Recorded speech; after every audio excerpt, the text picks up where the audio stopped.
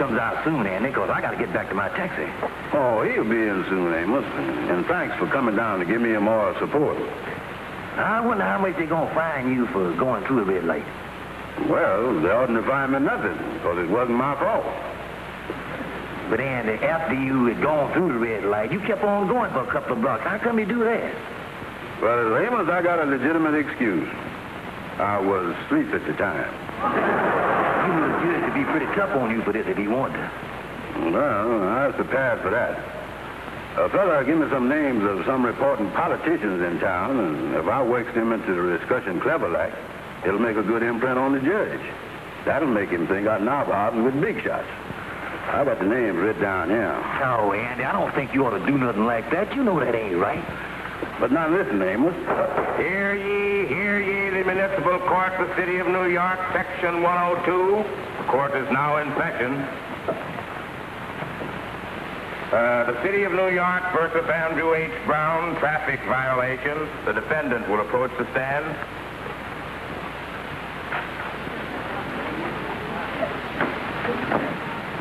You're accused of passing through a red light at Lenox Avenue and 134th Street. Charlie McNamara is there to say hello. Are you guilty or not guilty? He's Eddie Donahue's right-hand man. Are you guilty or not guilty? Well, it seems like I is, and it seems like I ain't. It seems more like I ain't than it do like I is. You must answer yes or no. I must, even if I hangs around with Cookie Vincent? Mr. Brown, did you or did you not go through a red light? I did, Your Honor. Fine, $10. Yes. The complaint also states that you were driving at the time with a 1946 driver's license. Why didn't you renew it? Well, I tried, Your Honor, but I flunked out on the eye examination. Fine for that will be $10 suspended. But I ain't got another $10.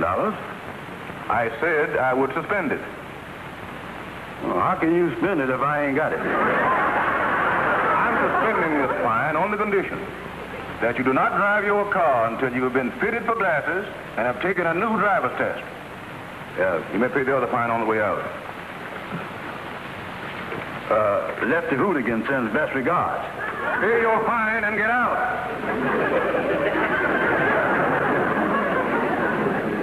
Well, here it is right here in the paper. Andy ain't going to be allowed to drive his car no more until he has his eyes tested for glasses. Then he got to take a new driver's test. Then on top of that, he got fined $10 for driving through a red light. Well, that'll never happen to you. No, I'm a good driver, all right. Driving is second nature to me. I drive like I parked the car. Yeah, the flat tire. That isn't what I mean, George. You'll never get a ticket because you don't own a car to go through a red light with. Now, wait a minute. You ain't going to start that car stuff again, is you? Start stacking these, George. Mama, don't you think it's about time we had a car in this family? Baba, I am a guest in this house, and I have made up my mind that I'm not going to say anything that will upset this house one little bit.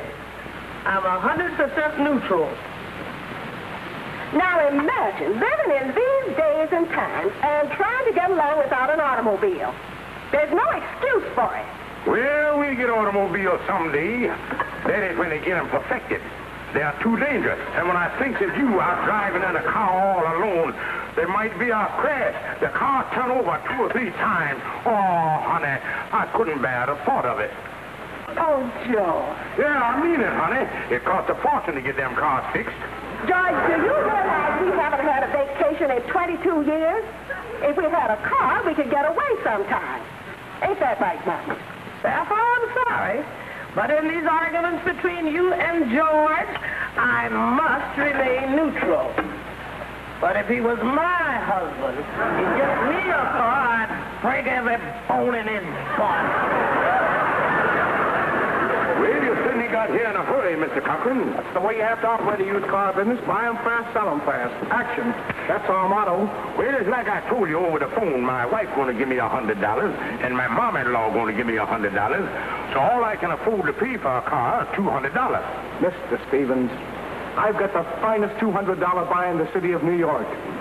And there she is, right there. Yes, sir, Mr. Stevens. In perfect condition. And just look at that paint job. This car was owned by a little old lady who just used it to drive to and from the bank. Where was the bank? Mexico City? Mr. Stevens, I guarantee you can't go wrong with this car. It's in tip-top condition. Why, it's just had its 300,000-mile checkup. And look at the upholstery you get with this model.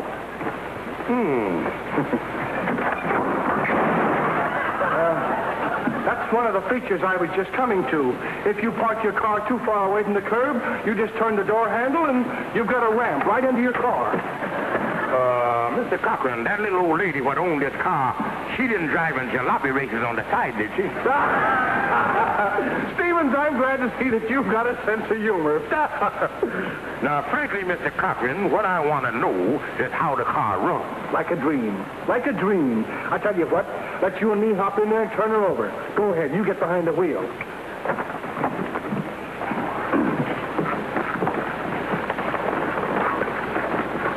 Now, you just step on the starter and you'll hear a motor that purrs just like a kitten.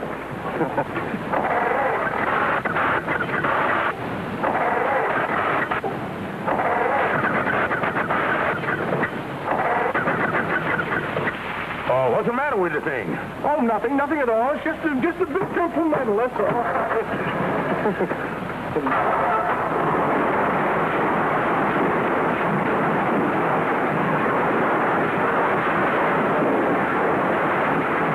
Let me out of here! Let me out of here! Let me out of here now!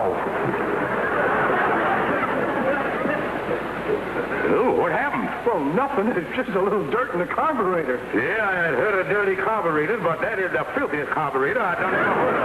I don't want the car, Mr. Cochran. Hey, Max, you don't want it. Oh, so you don't want it, huh? Well, I tell you, Stevens, you're making a big mistake. But I guess you know your own mind. You've passed up the buy of a lifetime. This is one of the finest automobiles in its price range available on the market today. But things like this don't come up very often. You've passed up an automobile that would give you thousands and thousands of miles of comfortable, smooth, trouble-free driving. But you're the boss.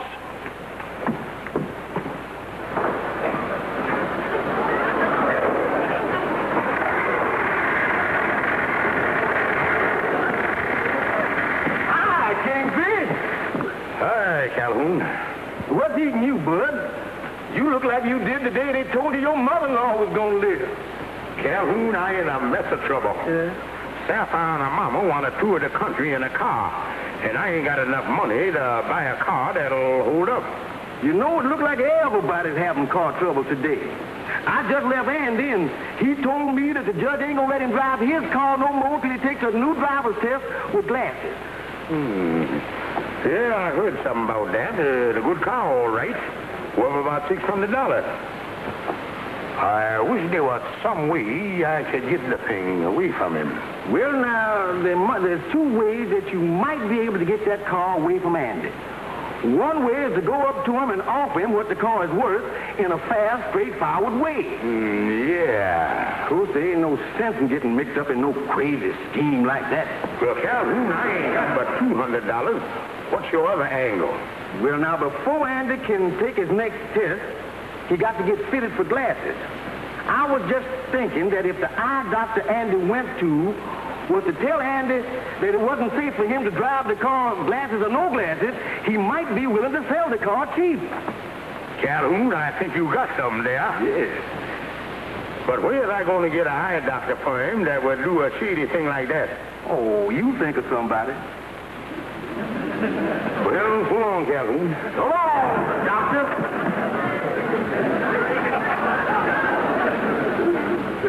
Yeah.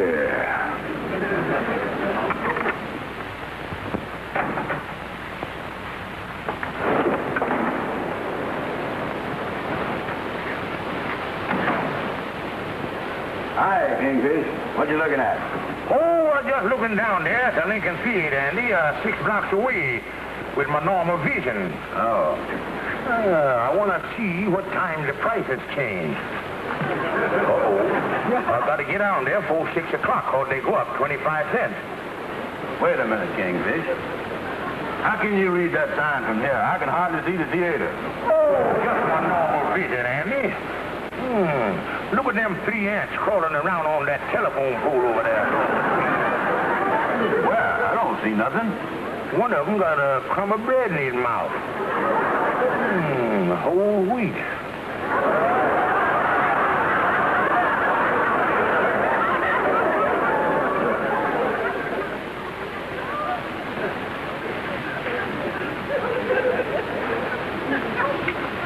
Well, I guess the judge was right in making me get glasses before I take my driver's test. Well, I don't know what you're talking about, Andy, but I knew it was bound to happen.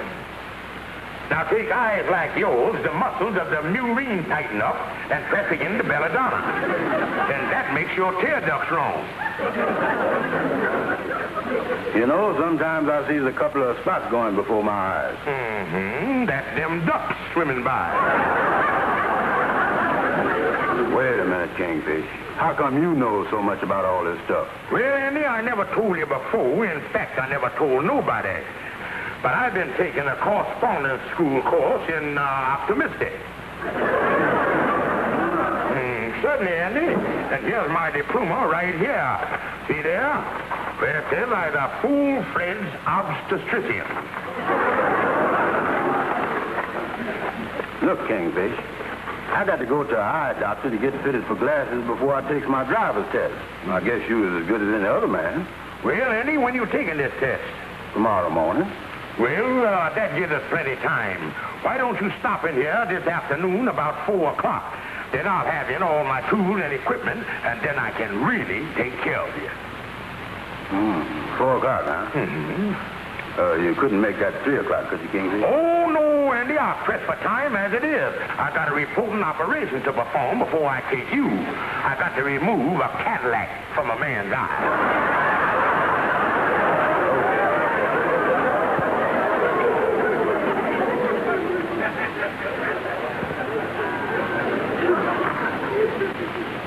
Well, the chair's all right, Lightning.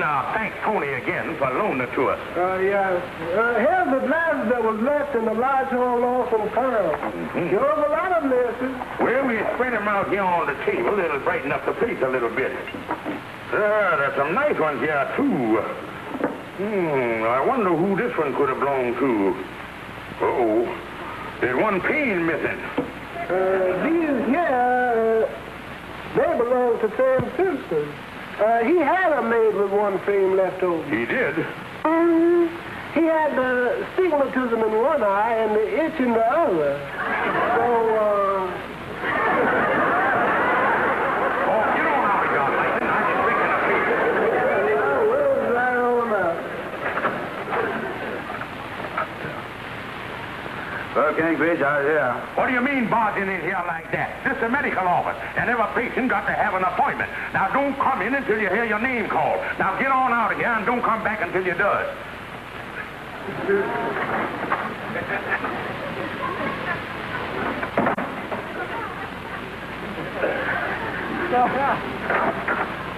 Mr. Andrew H. Brown, please. Well,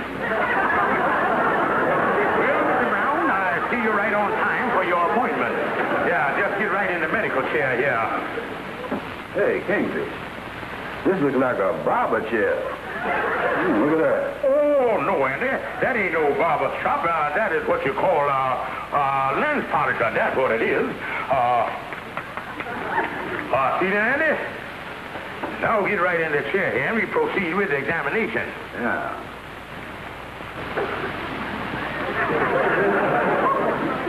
Yeah, guess I'll take a look here.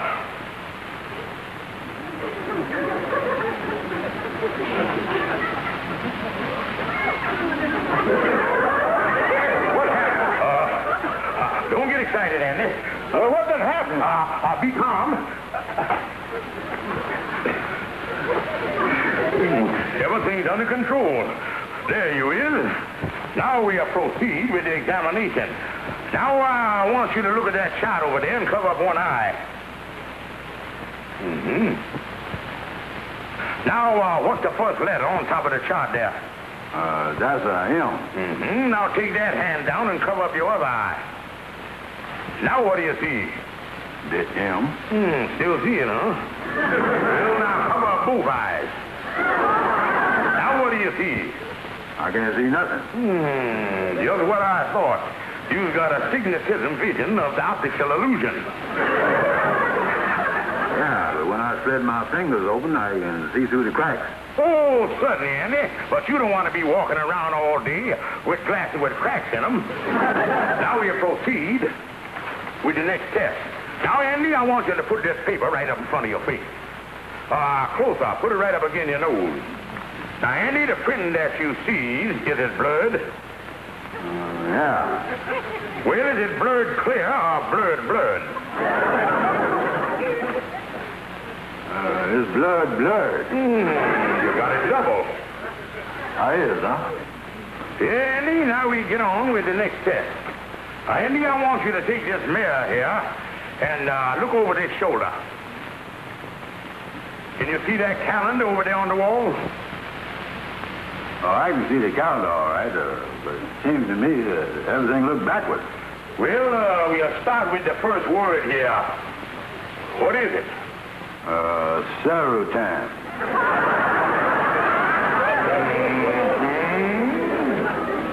Just what I expected. Well, what you mean? Your eyeball is in the wrong socket. Oh, me. I was really messed up, ain't I? Well, Andy, I didn't want to tell you before, but that's the situation. Even though the judge told you would have to have glasses to take your driver's test, I don't think it's going to do any good. Now, in my own professional opinion, you driving a car with or without glasses is a menace to society. Oh, me. But, Andy, I know what worrying you. You does? Yeah, you giving up driving and you are stuck with a car in the fallen automobile market. Well, I was going to... But, Andy, I'd be happy to take the car off of your hands. Well, see, at above the blue blood value. I'll give you $200 for it. Well, Kingfish, I know you's a good doctor, but before I gives up driving, I think I'll see another eye doctor to see if he can fit me with glasses. Now, wait a minute, Andy. So you want to try a new doctor, huh? Well, Andy, if you insist on glasses, I'll give them to you. After all, that's the job of us eye doctor. Couldn't do you no harm. What kind of glasses does I need? Well, according to the examination, Andy, I think you need tortoise shell. And I got a fine pair here. Good value, too. Look at that glass, almost a quarter of an inch thick. Slip 'em on, Andy. Okay. All right, now look at the wall over there. Can you see the chart all right? I can't even see the wall. Then we'll slip this pair right on over the top of them. What do you see now? I still don't see nothing. Well, there's nothing that you see. Is it any clearer with the second pair? A little, not much. Well, then we'll slap this third pair on right over the top of them. Anyway, the man got eyes as bad as you, or you ought to have a bigger nose. Now, with that third pair any better? No, it's worse. I can't even see these two pair with these glasses. Anyway, Kingfish, why has I got 3 pair of glasses on? Over here, Andy. Oh. Well, Andy, speaking in optimistic terms, instead of 20/20 vision, you have got what we call 2 off 10, net 60.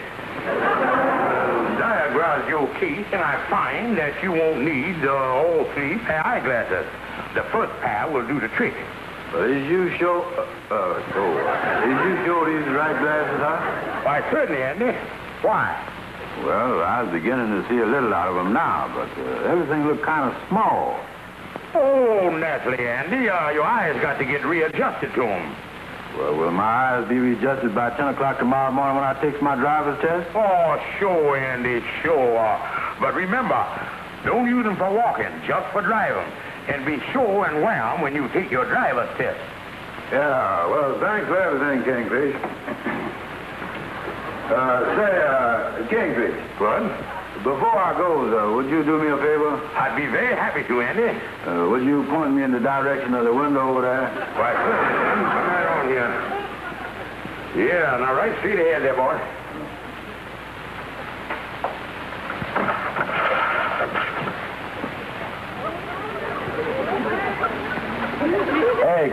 Kingfish. Yeah? You know them 3 ants you was talking about? I think I see one of them now. 180, 190, $200. Oh, that's great, honey. And I guarantee you, by tomorrow morning, we'll have a nicer car than anyone would want to see. Well, now, just how you going about getting this car, George? Oh, it's Andy's car, but the poor boy got to give up driving on account of his eyesight. Of course, the doctor prescribed the best glasses, but there ain't a chance in the world of him passing the driver test. Oh, that's too bad. And the only thing you women got to worry about is where we going on this trip. Well, I'd like to go back to Saratoga Springs again. I remember, Mama, when we were there before, you were very sick. But the Springs brought you right back to health. Well, suppose we go to Death Valley this time.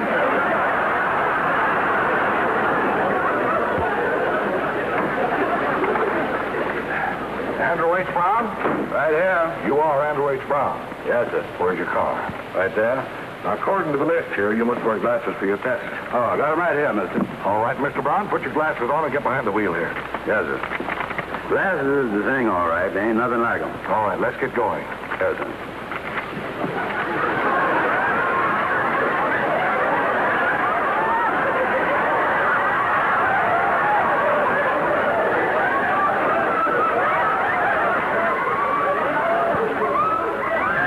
How do you like that? Somebody done stole my steering wheel.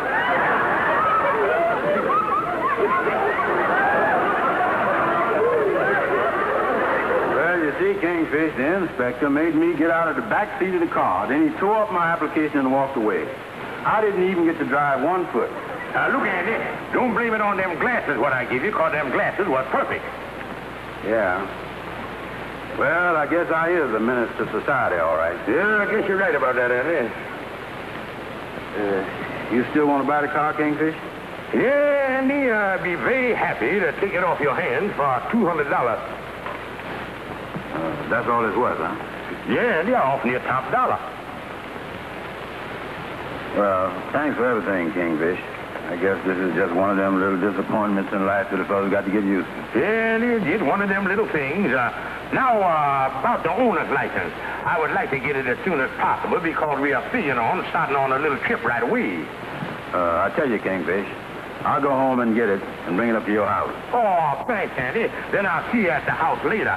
Well, we already done start packing for our tour of the country. Oh, you is, huh?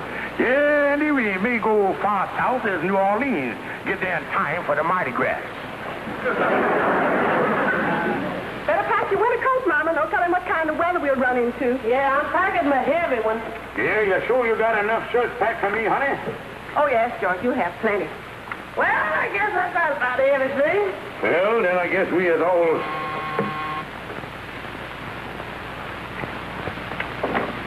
Oh, did you bring the owner's license, Andy? Say, Kingfish, about selling you this car, I've been thinking it over. Now, look, Andy, this ain't no time for conversation. I done give you the money, so just hand over the license. But, Kingfish, I don't know if you want to buy this. Andy, if you figuring on backing out of the deal, it ain't going to work. We made a bona fide deal, and the thing done closed. Now, so just give me the license. Now, listen. Now, listen here, Andy Brown. We're all set to leave on a trip, and if you think you're going to back out of letting us have the car now, I think it's the meanest thing I ever heard of. But listen, Sam. As far as we're concerned, the deal is closed. Yeah, Come on here, George. Yeah, we ain't got no time to talk to Welchers, especially their excited Welchers. Yeah, but Kingfish. Ah, shut up. But wait a minute. Now, let me tell you about the car. But, Kingfish, if you won't let me back out of this deal, let me... Andy, the deal is closed. Yeah, but I was just trying to tell you that I decided to give them glasses you prescribed for me another trial. And you is right. I was a minister of society. You is that. Now, where is the car? Right there, and it's all yours.